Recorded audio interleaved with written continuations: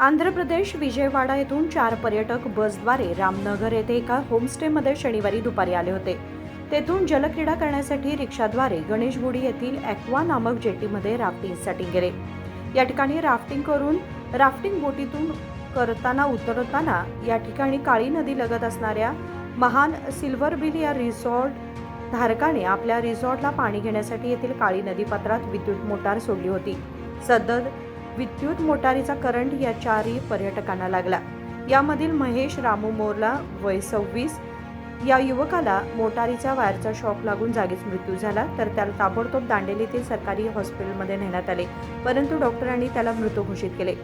घटना समजताच रामनगर पोलीस स्थानकाचे उपनिरीक्षक महांतेश नायक तसेच रामनगर पोलीस कर्मचाऱ्यांनी गणेशगुडी येथील महान सिल्वर बिल या रिसॉर्टमध्ये जाऊन काळी नदीपात्रात सोडण्यात आलेल्या विद्युत मोटारीची पाहणी केली.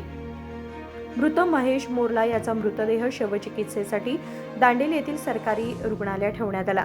रविवारी महेश मोरला याचे वडील दांडेली येथे दाखल होऊन गणेशगुडी येथे जाऊन पाहणी केली व सिल्वर बिल रिसॉर्ट मालकावर निष्काळजीपणाची तक्रार दाखल केली. महेश मोरला याचा मृतदेह शवचिकित्सा करण्यासाठी कारवार येथे सोमवारी रोजी देण्यात आला. त्यानंतर आता त्याचा मृतदेह विजयवाडा आंध्र प्रदेश येथे नेण्यात येणार आहे. Nikhil असुकर, KMM Marathi, Ramnagar.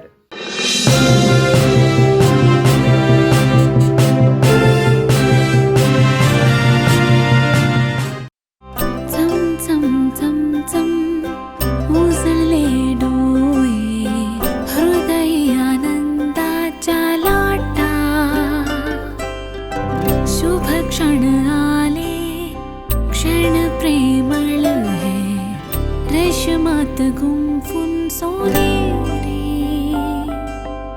BS Channabasappa and Sons, The Textile Mall, Tilakwadi, Belagavi.